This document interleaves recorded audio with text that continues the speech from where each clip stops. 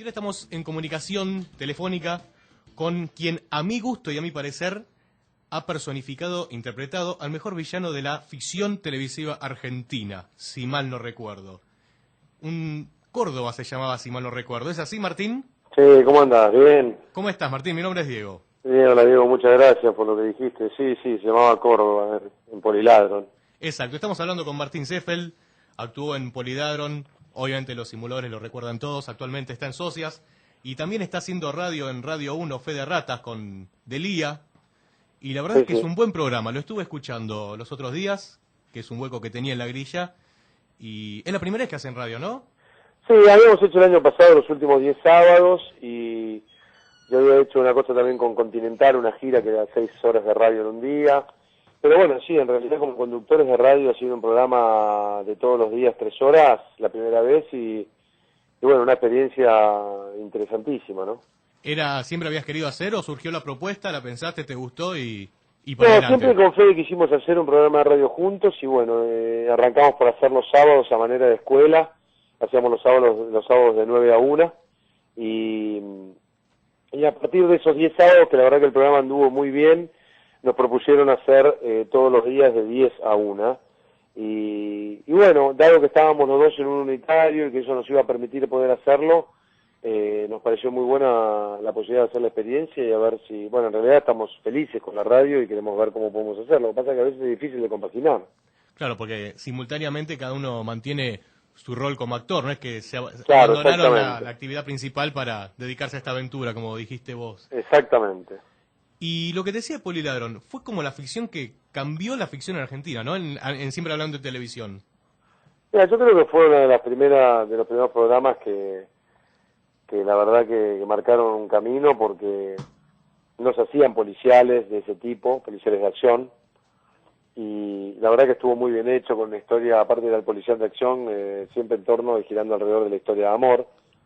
Entonces era como una mezcla, ¿no? Era una mezcla como, tenía algo también como de novela, pero con tono unitario, entonces era una mezcla muy extraña. Yo creo que fue una de las grandes virtudes de Adrián, supo ser una historia de amor rodeada de un policial de acción y fue muy vertiginoso lo que pasó.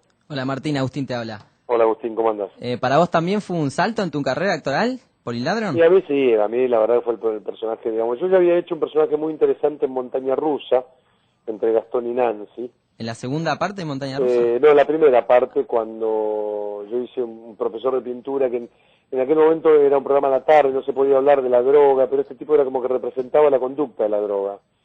Y era un pintor muy loco y que en realidad estaba en juego mucho más su deseo de conquistar y enamorar a Nancy que el arte en sí mismo. Un tipo muy particular, pero creo que Poliladron fue el despegue más fuerte porque tuvo una cosa también de una mezcla, como tenía un programa, una mezcla de prestigio y de popularidad.